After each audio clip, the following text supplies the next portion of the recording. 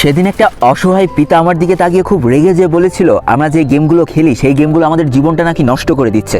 এই কথাটা শোনার পর একটু রাগও হয়েছিল, আবার একটু কষ্টও পেয়েছিলাম। তবে যখন সেই পিতার মুখ থেকে সম্পূর্ণ ঘটনাটা শুনলাম তখন বুঝতে পারলাম যে আসলে হয়তো এইভাবে অনেক মানুষের জীবন নষ্ট হয়ে যাচ্ছে, আর যার জন্য সব থেকে বেশি কষ্ট পাচ্ছে আমাদের বাবা মা।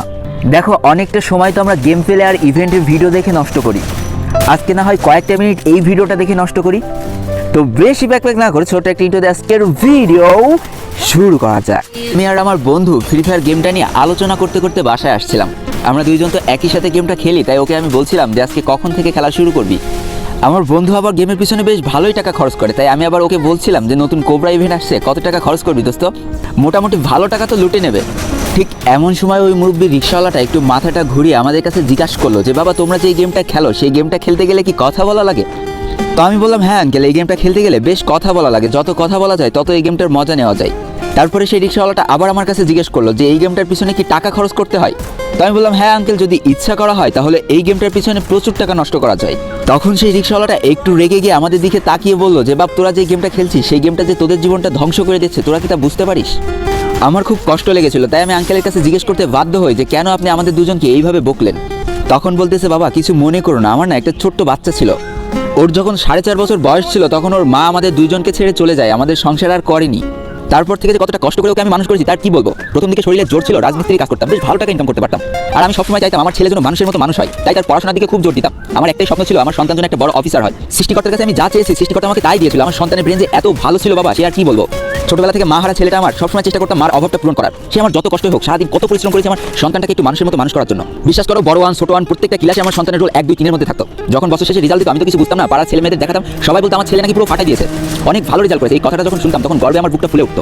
এই করতে করতে আমার ছেলেটা ক্লাস 8-এ উঠে গেল। এদিকে আমার শরীরটাও একটু অসুস্থ হয়ে পড়লো, তাই আমি রাজনীতির কাজ করতে পারতাম না। তাই কিছু টাকা জমানো ছিল, সেই টাকা দিয়ে একটা রিক্সা কিনলাম। অটো রিক্সা কিনতে পারিনি বাবা, অটো রিক্সা তো মেলা দাম, তাই পায়ে চালিত রিক্সা কিনলাম। তারপরে বাবা রাজনীতির কাজটা ছেড়ে দিয়ে এই রিক্সাটা চালানো শুরু করলাম। আগে যেখানে 500 টাকা ইনকাম হতো এখন সেখানে 250-300 টাকা করে ইনকাম হয়। তারপরে আমার সন্তানকে আমি কখনো বুঝতে দিইনি, সর্বোচ্চ চেষ্টা করেছি তাকে ভালো রাখার। এদিকে সবাই বলতেছে এইটা নাকি আবার কি বোর্ড পরীক্ষা হয়। সারাদিন রিক্সা চালায় সন্তানের উপর প্রচন্ড খেয়াল রাখতাম যাতে আমার সন্তানটা এই বোর্ড পরীক্ষায় ভালো রেজাল্ট করে। এই করতে করতে বোর্ড পরীক্ষাটা শেষ হয়ে গেল, একদিন রেজাল্টও দিয়ে দিল। ওই দিন সবার মুখে শুনেছিলাম আমার ছেলে নাকি সব থেকে ভালো রেজাল্ট করেছে আমাদের এলাকার ভিতরে। ওই দিন আমার সন্তানকে জড়িয়ে ধরে অনেক কেঁদেছিলাম বাবা, মনে করেছিলাম আমি হয়তো সফল একজন বাবা, আমি হয়তো আমার সন্তানকে সর্বোচ্চ চেষ্টা করে মানুষের মতো মানুষ করতে পারছি। বিশ্বাস করো বাবা, সারাদিন কঠোর পরিশ্রম এক চান্সে দূর হয়ে যেত যখন বাসায় যেয়ে দেখে আমার সন্তানটা পড়াশোনার জন্য বই নিয়ে বসে আছে। ছেলে তো বোর্ড পরীক্ষায় ভালো রেজাল্ট করেছে, তাই স্কুলে সকল স্যার ম্যাডামরা বললো তাকে সায়েন্স দিয়ে দিতে। বাবা, একটা সন্তানকে সায়েন্সে পড়াতে গেলে যে কি খরচ সে শুধু সেই বাবা মা জানে যে তার সন্তানকে সায়েন্সে পড়ালেখা করায়। 3-4টে স্যারের কাছে পড়াতে হতো, কি করে যে টাকা জোগাড় করতাম আমি নিজেও জানতাম না। এমন অনেক দিন গেছে যেখানে আমি সারাদিন না খেয়ে সেই টাকা জমি আমি আমার সন্তানের স্কুল কলেজে দিয়ে এসেছি। হঠাৎ করে দেখলাম কি একটা ভাইরাস এসে গেছে, সবকিছু বন্ধ হয়ে গেছে, স্কুল কলেজ সব বন্ধ হয়ে গেছে। একদিন আমার ছেলে আমার কাছে এসে বলতেছে বাবা, আমার একটা ফোন লাগবে। আমি বলছি কেন রে বাবা, গরিবের সংসারে আবার ফোন কি হবে? বলতেছে স্কুল কলেজে নাকি ইন্টারনেটে ক্লাস হচ্ছে, ওইগুলো সে না করলে অনেক পিছিয়ে যাবে। তখন আমার কাছে গচ্ছিত মাত্র 3,000 টাকা ছিল, বাকি 7,000 টাকা জোগাড় করতে যে আমার মাথার ঘাম পায়ে চলে গিয়েছিল। তারপরে আমি 10,000 টাকা দিয়ে আমার ছেলেকে একটা ফোন কিনে দিয়েছিলাম, বেশ ভালোই চলে যাচ্ছিল। একদিন সারাদিন কাজ করার পর যখন বাসায় ফিরছি তখন দেখি বারান্দায় বসে আমার ছেলেটা ফোন নিয়ে কি একটা করছে, আর জন্য একা একা কথা বলছে। আমি যে বলতেছি কি রে বাপ, তুই এভাবে একা একা কথা বলতেছিস কেন? তখন সে বলতেছে বাবা, একটা ভালো গেম খেলতেছি, বেশ মজা পাচ্ছি, সারাদিন তো পড়াশোনা করলাম তাই এখন একটু গেম খেলি। আমি বলতেছি সারাদিন হয়তো পড়াশোনা করে, এখন একটু গেম খেলুক। তারপর থেকে বাবা যতগুলো দিন আমি পার করেছি, যতগুলো দিন পরিশ্রম শেষে আমি বাসায় ফিরতাম দেখি আমার ছেলে বারান্দায় বসে ওইভাবেই গেম খেলে যাচ্ছে। মনে করতাম হয়তো সারাদিন পড়েছে তাই রাত্রে একটু গেম খেলছে। একদিন এলাকার সবার কাছে শুনলাম আমার ছেলে নাকি সারাদিন গেম খেলে। ভেবেছিলাম স্কুল হয়তো বন্ধ, পড়াশোনার চাপ হয়তো কম, তাই হয়তো ছেলে একটু গেম খেলে। এই করতে করতে ভাইরাসটাও চলে গেল, এদিকে কসিংও খুলে গিয়েছে। লাস্ট 2 মাস ধরে সে কসিং করছে। এই তো 4 দিন আগে কসিং থেকে আমার কাছে ফোন করা হয়। কসিংয়ের স্যার আমাকে বলছে যে আঙ্কেল, আপনার ছেলের কি হয়েছে? আপনার ছেলে আমাদের কোচিংয়ের সব থেকে ভালো স্টুডেন্ট ছিল, আর এখন তাকে দেখলে মনে হয় সে আমাদের কোচিংয়ের সব থেকে খারাপ স্টুডেন্ট, একটা পড়াশোনাও করে আসে না, একটা পড়াশোনাও পারছে না। এই কথাগুলো শোনার পর আমার আর শরীর কাজ করছিল না। আর সব থেকে শেষে সেই কোচিংয়ের স্যার আমাকে কি বলেছিল জানো? সেই কোচিংয়ের স্যার আমাকে বলতেছে আমি নাকি 2 মাসের টাকা দিইনি। বিশ্বাস করো বাবা, শত কষ্ট হলেও মাসের 1 তারিখে আমি কোচিংয়ের টাকাগুলো দিয়ে দিয়েছি। তারপরে আমার ছেলের বন্ধুর কাছে জিজ্ঞেস করে জানতে পারলাম সে কোচিংয়ের টাকা না দিয়ে সেই টাকা দিয়ে নাকি গেমের পিছনে খরচ করে ফেলেছে। বাপ, এই কথাটা শোনার পর আমার না বেঁচে থাকার মতো কোনো ইচ্ছা আর ছিল না। মনে হচ্ছিল পৃথিবীর সব থেকে বড় ব্যর্থ বাবা হয়তো আমি, যে তার সন্তানকে মানুষের মতো মানুষ করতে পারলো না। বা 3 থেকে 4 কিলোমিটার রিক্সা করে যদি কাউকে বয়ে নিয়ে যাওয়া হয় সেখানে 10টা টাকা পাওয়া যায়, তাহলে বোঝো বাপ কতটা কষ্ট 1 কিলোমিটার রাস্তা যদি রিক্সা চালাও তুমি। রক্ত বিক্রি করে টাকা ইনকাম করাও না এর থেকে অনেক সহজ। আমার ছেলেকে আমি অনেক ভালোবাসি, তাই ওকে আমি কিছু বলতে পারিনি বাবা। আমি এখন কি করবো? আমার তো এইভাবে রাস্তায় হাই হাই করে বেড়ানো ছাড়া আর কোনো উপায় নেই। তাই তোমাদের মুখে যখন শুনলাম এই গেমটার কথা, তাই তোমাদের বকে ফেলেছি, আমাকে মাফ করে দিও। দেখো, এই কথাগুলো শোনার পর আমার খুব খারাপ লাগছিল। এই সকল গেমারদের উদ্দেশ্যে কয়েকটা কথা বলতে চাই। এভাবেই হয়তো প্রতিনিয়ত কষ্ট পাচ্ছে আমাদের শত শত বাবা মা, তারপরে হয়তো সন্তানের প্রতি ভালোবাসার জন্য কিছুই বলতে পারছে না তাদের আদরের সন্তানকে। আর সেই আমরা প্রতিনিয়ত কি করে যাচ্ছি, বাবা মার দুর্বলতার সুযোগ নিয়ে প্রতিনিয়ত তাদেরকে ঠকিয়ে যাচ্ছি।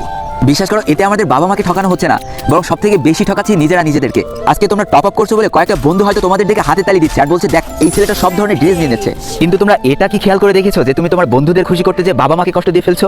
কিন্তু বিশ্বাস করো, তুমি সব থেকে বেশি পস্তাবা কখন জানো? যখন দেখবা এই গেমটা খেলতে তোমার আর একদম ভালো লাগতেছে না। আজ থেকে 3 থেকে 4 বছর পর এই গেমটা খেলতে তোমার সব থেকে বেশি ঘৃণা লাগবে। তখন যখন মনে পড়বে যে বাবা মার কত ঠকিয়ে তুমি এই গেমের পিছনে টপ আপ করে টাকা নষ্ট করেছো, তখন সেই পাপবোধটা, তখন সেই কষ্টটা তোমার ভিতরে যে পরিমাণ কাজ করবে তার তুমি কখনোই ভুলতে পারবা না। কারণ বন্ধুরা, কোনো গেম কিন্তু চিরদিন স্থায়ী হয় না।